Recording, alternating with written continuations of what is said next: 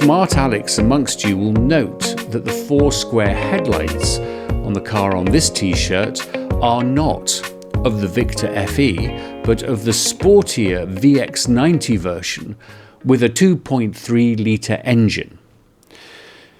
Now, my parents favoured the more sedate Victor FE, and they had more than one, I think, courtesy of my uncle, an executive of General Motors in the UK. But the one I remember most vividly was in a very smashing, very noticeable yellow with a black vinyl roof. It was a looker. It was not, however, a mover. Very shortly after my parents took delivery of it, they took my sister and I for a spin. I've checked with my father about what happened, and he and I have differing recollections of what then occurred. We do agree that it broke down, and hence its relevance to this podcast. I seem to recall that this happened around Hurst, a village in Berkshire. The yellow and black Victor broke down on a small one-way bridge across the River Thames, blocking traffic in both directions for about 2 hours while we waited for a tow truck to rescue us.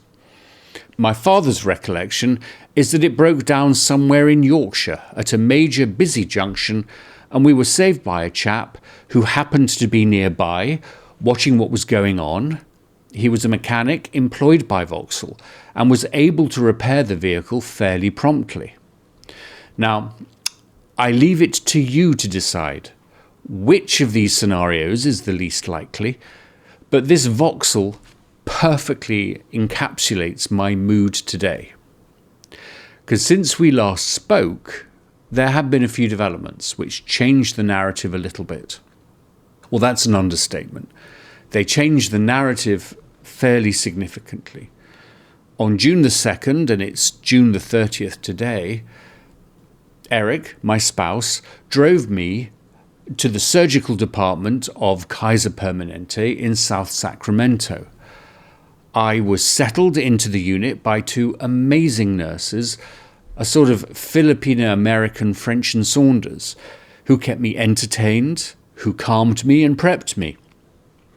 The anaesthetist came by to say hello, and the junior surgeon who would assist in the procedure also came by to say hello, followed by the surgeon himself.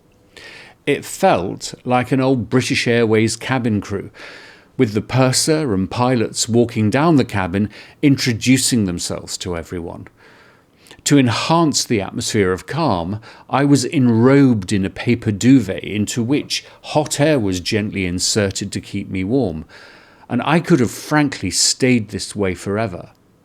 And then I woke up, and the surgeon and Eric were together in the recovery room looking at me. And here was the news. The surgeon did not remove the offending ulcerated mass because on closer inspection, quite a few tumours were discovered. And they weren't just in the ascending colon, they had spread to the peritoneal cavity. He had taken biopsies of them, but as is standard protocol, he was referring me to an oncologist to decide on next steps. But whatever, surgery was not an option for me at this stage. 2 big things I learned from this. I have stage 4 cancer, and I am one of those unlucky people with colon cancer to discover that their tumours have metastasized into the peritoneal cavity. Now, this cavity is the body's M25, if you like, if you happen to live in London, or the I-80 if you are on the west coast of the US, or the I-95 if you're on the east coast of the US. Everything travels from there. It's an interesting organ, the peritoneum.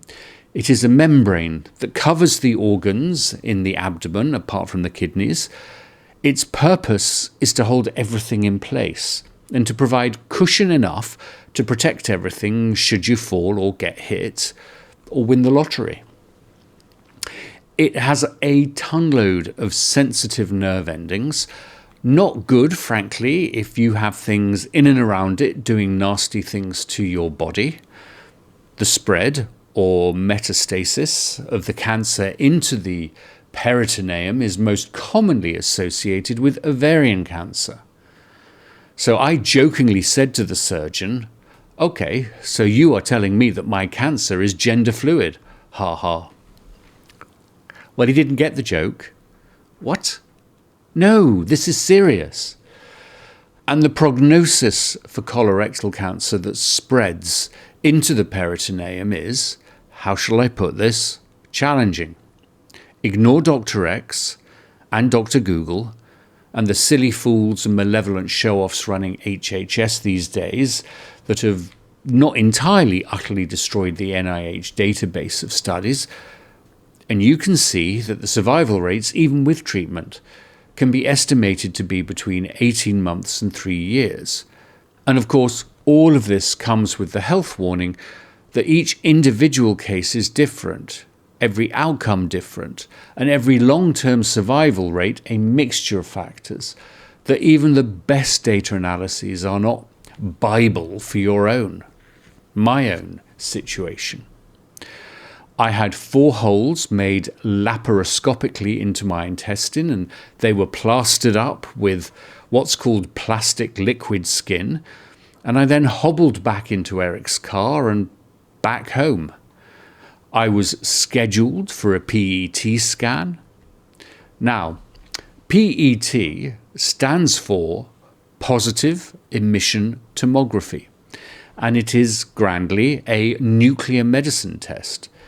It's designed to give you and your healthcare workers a sense of where there is cancer in your body by identifying areas of increased metabolic activity. That is to say, you are given an injection of sugar water mixed with a radioactive tracer, and the scan picks up the areas where the cancer feasts on the radioactive sugar, hence this term increased metabolic activity. At least what the test should show, if the nuclear machine is working properly, is exactly where the cancer is. So there I am, being manoeuvred electronically into position for the resonating to do its business, when there is an almighty bang and the machine stops. The lights are still on, but the room is eerily silent. A few minutes later, the technicians come out and explain to me that the machine has shorted, and it will take them about 10 to 15 minutes to extricate me from the scanner. So I can't see them, I can't tell if they are wearing full-body radioactivity protection suits to share this news with me, but 2 things come to mind. Number 1, what is this, Chernobyl the sequel? And number 2, a recollection of a meeting my colleagues in the HIV division of Glaxo Wellcome handed over to me back at the Vancouver AIDS conference in 1996. My first expose, if you like, as a pharmaceutical executive at an AIDS conference, albeit I was the coordinating officer of the community support program Positive Action, and it wasn't actually my first AIDS conference, but that's another story. The professor I was meeting claimed to be a researcher in the Soviet Union's former domestic peaceful nuclear power program, and who was I to question that? His idea was that HIV could be eliminated from the bloodstream and vital organs through intense, high doses of radiation. And it's then that I understood why my colleagues had left the meeting to me. But wouldn't this kill everything off, I asked? Undoubtedly, the professor replied. But what is it that you want to kill you? Acquired immune deficiency syndrome or acute radiation syndrome?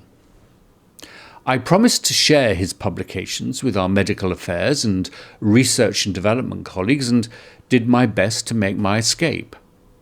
I never saw him again at any future conference, unlike the chap who used to distribute vast wads of paper apparently showing that acetyl salicylic acid cured HIV infection.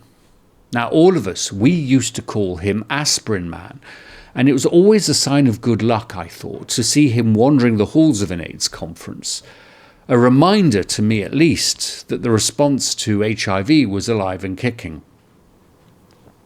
Anyway, back to 2025. So, the PET scan is rescheduled for the following Monday, and all goes to plan. I don't short or otherwise damage the performance of the nuclear imaging machine, although the technician, the same wag who had to leverage me out of the machine the previous Friday, told me that all had gone well except that they had forgotten to switch the camera on.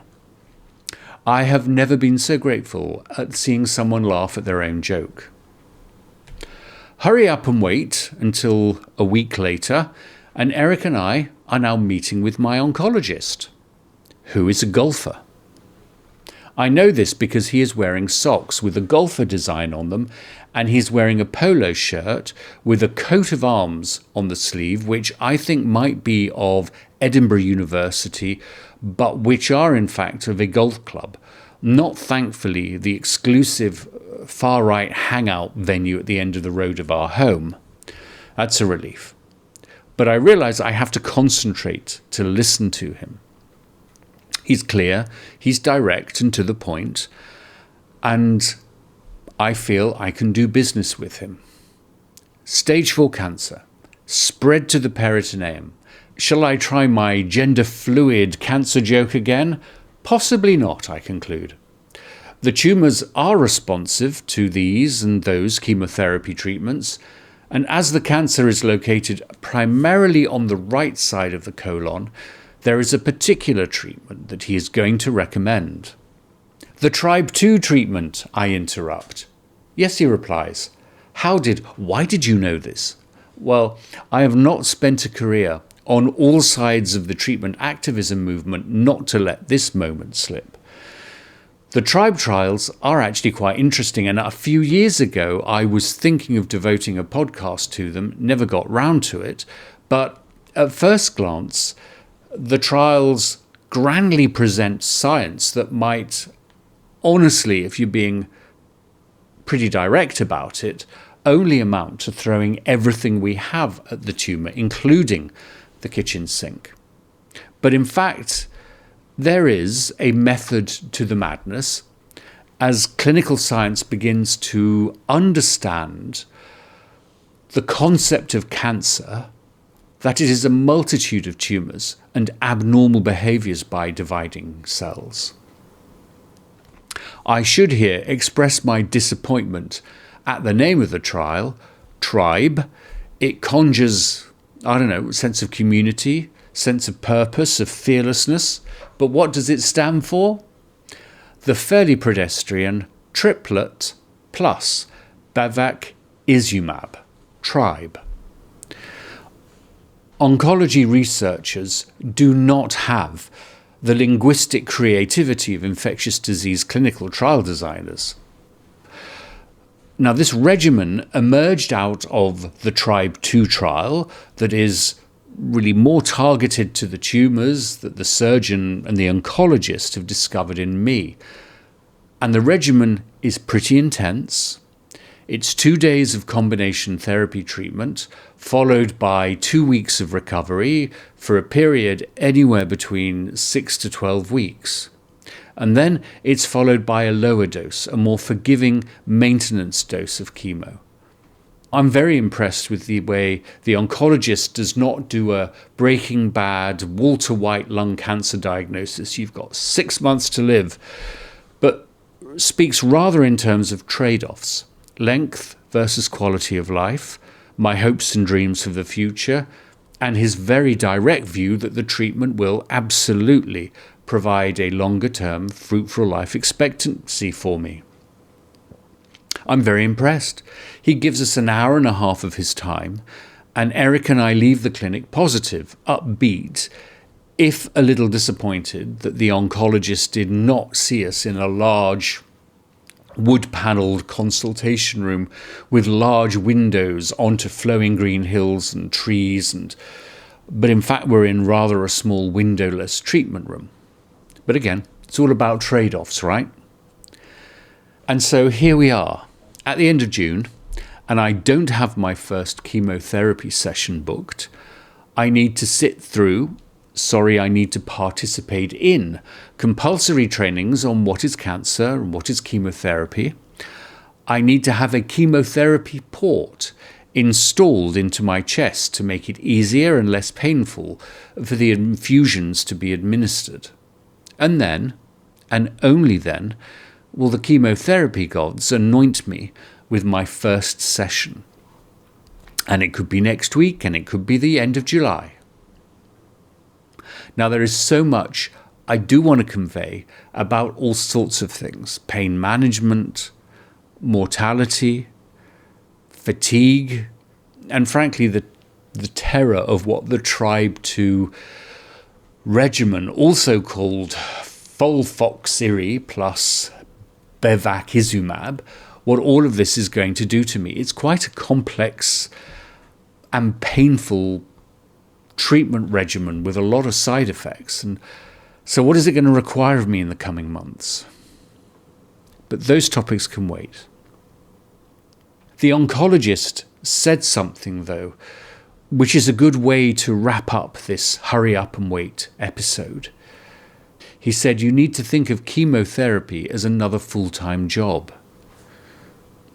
It's going to be demanding. And it's going to require effort on my part. It is not a bed of roses. So, my workplace induction into cancer treatment will continue in the next episode, when I will have had, hopefully, if I haven't completely ruined the health system at Kaiser Permanente again, the chemotherapy port installed. Now, hey, I'm already getting a lot of comments and well wishes, and I and my Vauxhall Victor can't thank you enough. But I hope you'll excuse me if at this stage I don't reply to everyone as rapidly as I would otherwise do. But from the bottom of my heart, thank you very, very much. And thank you for being on this journey with me.